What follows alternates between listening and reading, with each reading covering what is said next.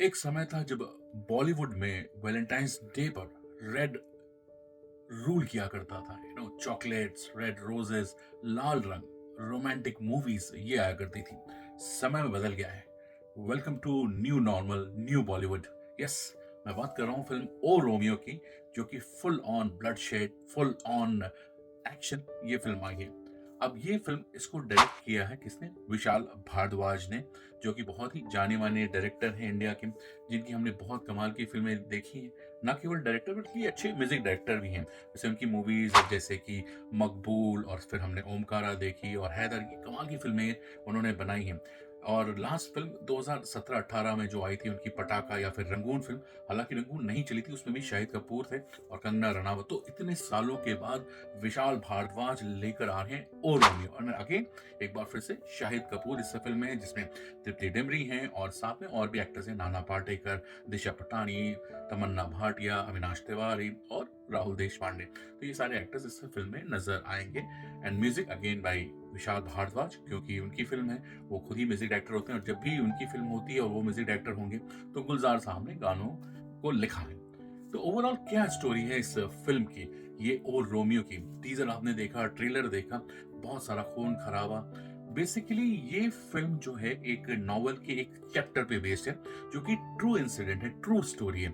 अब इस नॉवल में और भी चैप्टर्स हैं। ये नॉवल लिखी है हुसैन जैदी साहब ने, the mafia queens of Mumbai, जिसके एक चैप्टर पर आपने संजय लीला भंसाली की फिल्म गंगूबाई देखी होगी, जो कि आलिया भट्ट ने रोल प्ले किया था। उसी नॉवल पर एक और चैप्टर है जिसमें ये कहानी है सपना दीदी की, और ये 90s की रियल कहानी है। अब इस कहानी का जो सार है, जो स्टार्टिंग पॉइंट है, वो शुरू कैसे होता है? अच्छा, जब इसकी कहानी मैंने सुनी, इसकी पढ़ी, तो मुझे जीत फिल्म का ना एक सीन याद आ गया, सनी देओल का। ये सीन देखिए। क्यों भाई, क्या बात है करण? अगर कोई पैसे की बात। पैसों की बात नहीं है चौधरी साहब। बस मन से उठ गया इन सब चीजों से। इज्जत की जिंदगी जीना चाहता हूँ, अपना घर बसाना चाहता हूँ। एग्जैक्टली बिल्कुल इस फिल्म की कहानी भी ऐसी ही है, और ये जो रियल स्टोरी थी कुछ ऐसी ही थी। महमूद जो होते हैं वो एक बहुत बड़े भारत के जाने माने गैंगस्टर जो है उनके साथ काम करते होते हैं। अब उनको लगता है कि यार अब शादीशुदा जिंदगी में आ गए हैं, बहुत अच्छी सी लाइफ जीनी चाहिए, तो वो चले जाते हैं दुबई उनसे बहुत बताने कि भाई अब मैं अच्छी जिंदगी जीना चाहता हूँ, जैसे आपने भी सनी देओल को देखा इस चीज फिल्म के डाले में। तो वो जाते हैं और उसके बाद वो वापस आते हैं। भाई बॉस कहता है ठीक है जाओ। जब वो वापस आते हैं, महमूद भाई, ये असली कहानी में बता रहा हूँ, तो मुंबई एयरपोर्ट पे ही उनका इनकाउंटर हो जाता है। ठीक है। अब जो उनकी पत्नी होती है, जो कि सपना दीदी है, वो कहती है कि मुझे रिवेंज लेना है। अब जो भी लोग इसके पीछे इन्वॉल्व हैं, तो उस समय के एक जाने माने गैंगस्टर थे महाराष्ट्र में, अरुण गवली, उनके पास जाती हैं। वो मना कर देते हैं। फिर ये पहुंचती हैं उस्तरा के पास। अब उस्तरा जो भाई हैं, इनकी भी एक कमाल की कहानी है। ये जो गैंगस्टर होते थे, ये 16 साल या 15-16 साल की उम्र में ही इस गैंगस्टर वाली लाइन में आ गए थे। उस तरह इसलिए नाम पड़ा इनका क्योंकि ये जिस गैंग के साथ काम करते थे, उसके रिंग लीडर ने एक बार कुछ पैसों की लेन देन में बात हुई, और बस उन्होंने उस तरह से उसका काट दिया था गला। तो ये उस तरह से ही वार करते हैं। तो बस ये कहानी शुरू होती है, रिवेंजफुल ड्रामा। तो ये फिर उस तरह के पास पहुंचती है, उस तरह का दिल आ जाता है इन पर, और फिर जब दिल आ जाता है तो ऑफकोर्स रिवेंज लेने में साथ देते हैं।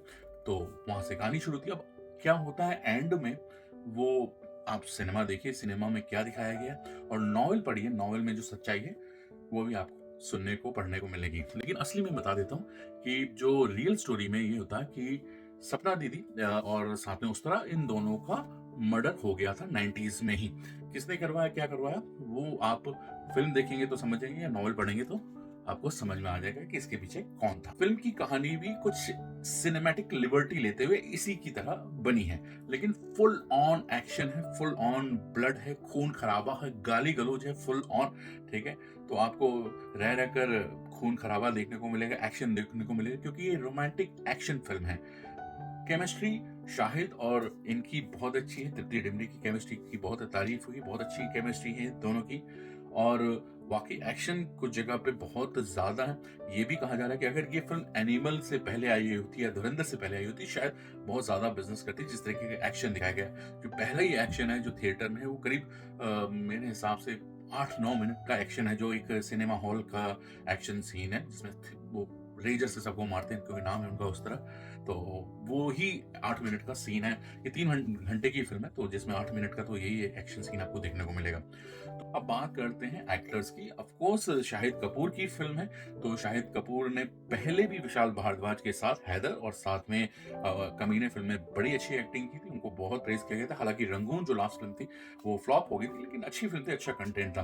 तो इस फ़िल्म में भी शाहिद के अंदर से जो एक्टर हैं, वो निकाल कर लेकर आए हैं विशाल भारद्वाज। लेकिन मुझे लगता है कि शायद वो एक सीज़नल एक्टर होते हैं, उनके अंदर से एक्टर निकालना पड़ता है और फिर वो कैरेक्टर याद रह जाता है। वो एज़ ए एक्टर अभी एक्सेप्टेंस इतनी ज़्यादा नहीं मिल पा रही है उनको। उनके कैरेक्टर्स याद रहते हैं। कबीर सिंह याद है लोगों को, हाँ, कि कबीर सिंह का वो कैरेक्टर, लेकिन अच्छे एक्टर हैं, लेकिन उनको वो बहुत सारी मूवीज़ फेल होने के बाद एक मूवी में दिखाना पड़ता है। एंड ऑफ कोर्स अगर हम बात करें तृप्ति डिमरी की, तो उन्होंने बहुत अच्छा काम किया है एंड इंटेंस लगी है।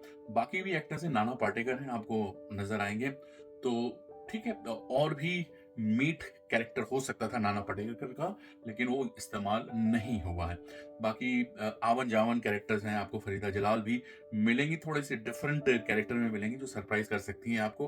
विक्रांत मैसी हैं, तमन्ना भाटिया हैं और साथ में दिशा पटानी है, जो कि स्पेशल या गेस्ट अपीयरेंस में है।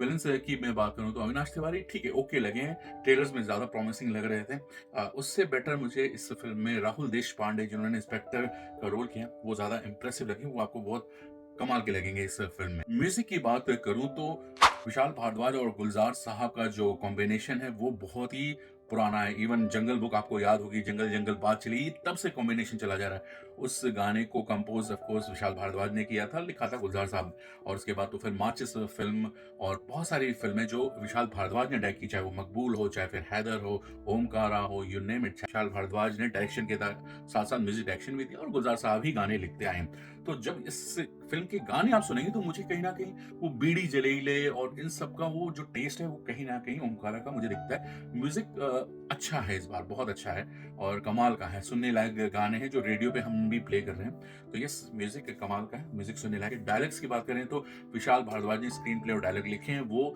भी इम्प्रेसिव है। कुछ डायलॉग्स बहुत कमाल के हैं, अच्छे हैं। फ़िल्म फर्स्ट हाफ में फास्ट है, लेकिन सेकंड हाफ में थोड़ी-सी स्लो हो जाती है।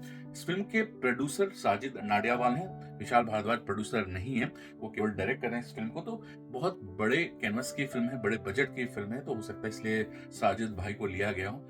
तो ये टिपिकल विशाल भारद्वाज की फ़िल्म मुझे नहीं लगती है, जो कि ऑफ़ कोर्स जैसे जिस तरह की विशाल भारद्वाज बनाते हैं, लेकिन अगेन जैसा ट्रेंड है, जैसा देश वैसा भेष, विशाल भारद्वाज ने भी उसी को फ़ॉलो किया।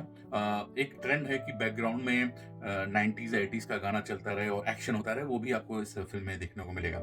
तो ओवरऑल कंक्लूजन इस फ़िल्म का ये है मेरा कि हाँ, एक बार थिएटर में देखी जा सकती है, लेकिन again if you going to expect a Vishal Bharadwaj typical film जो कि एक कहानी कहती है शुरू से अंत तक, वो कहीं न कहीं मिसिंग फैक्टर लगता है।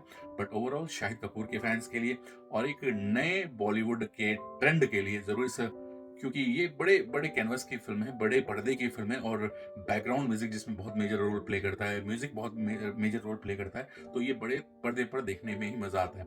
बहुत सारे फ्लॉज़ दिखेंगे and end of the day, but this is a new Bollywood, this is new normal, तो एक्सेप्ट इट। आजकल इसी तरीके का एक्शन, खून-खराबा, गाली-गलौज जो फ़िल्मों में है, अगर आप इसको एक्सेप्ट करते हैं और इसे पसंद करते हैं और इसको एन्जॉय करते हैं, तो यस, ये आपकी फ़िल्म है, जो कि लगी हुई है। Thanks to forum films, New Zealand और ऑस्ट्रेलिया और फिजी में आप इस फ़िल्म को देख सकते हैं।